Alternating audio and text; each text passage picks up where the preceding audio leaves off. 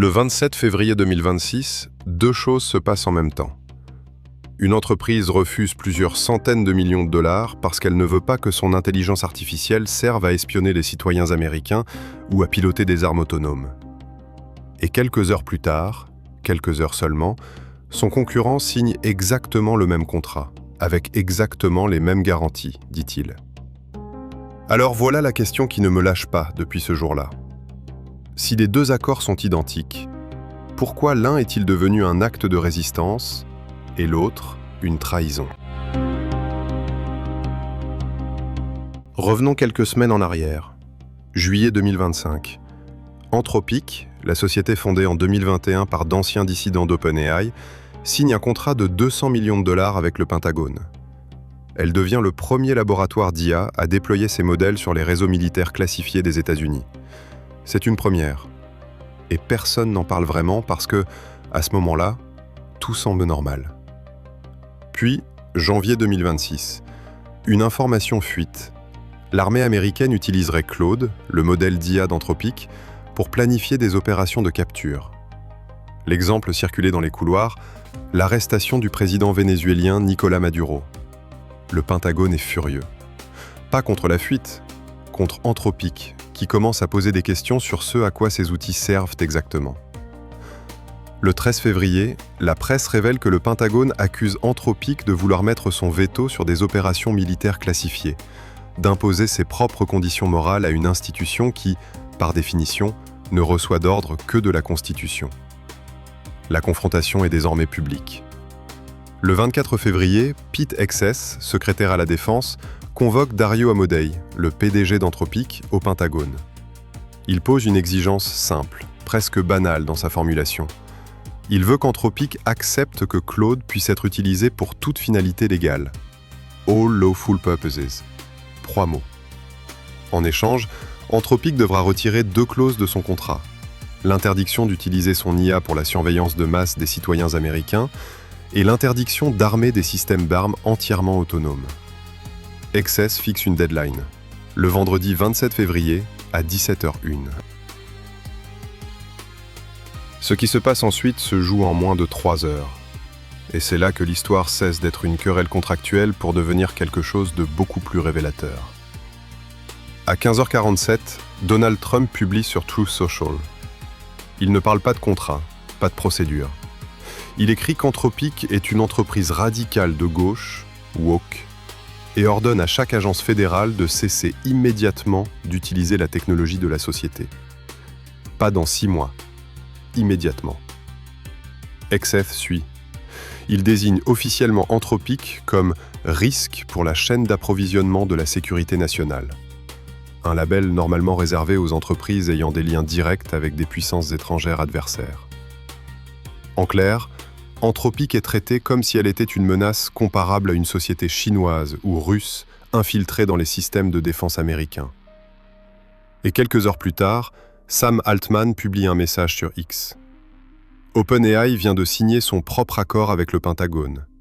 L'accord inclut, dit-il, les mêmes lignes rouges qu'Anthropic avait réclamées. Pas de surveillance de masse des Américains, pas d'armes autonomes sans contrôle humain.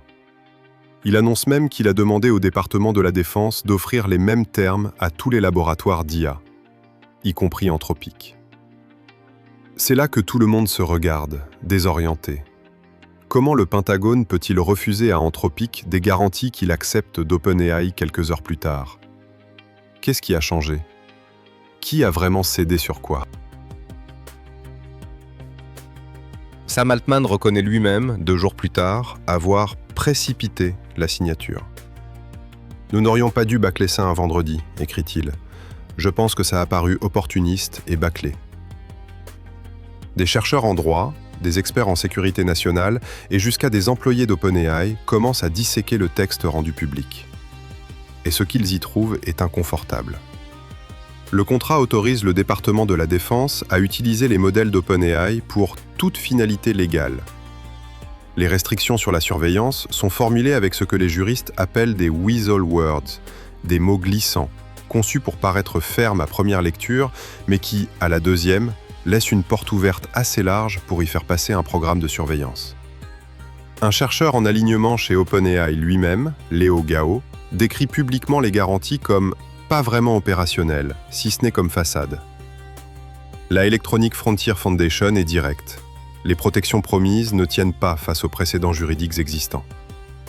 En 2021, il a été révélé que l'Agence du renseignement de la défense, la DIA, achète régulièrement des bases de données de géolocalisation de smartphones sans mandat judiciaire. Parce qu'un mémo interne a conclu que la décision Carpenter de la Cour suprême n'impose pas l'obtention d'un mandat pour l'achat de données commercialement disponibles à des fins de renseignement. En d'autres termes, si la loi permet déjà cela sans contrat, le contrat ne change rien.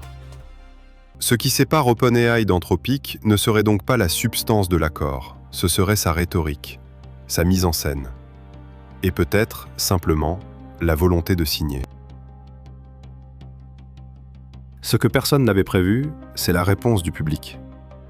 Le samedi 28 février, les désinstallations de l'application ChatGPT bondissent de 295% en une journée. Sur Reddit, un post intitulé « Annule et supprime ChatGPT » récolte 30 000 votes positifs. Le mouvement #QuitGPT devient viral. Plus de 700 000 utilisateurs s'engagent à annuler leur abonnement. Une vidéo montre des inscriptions à la craie devant les bureaux d'Anthropic à San Francisco. Vous nous donnez du courage.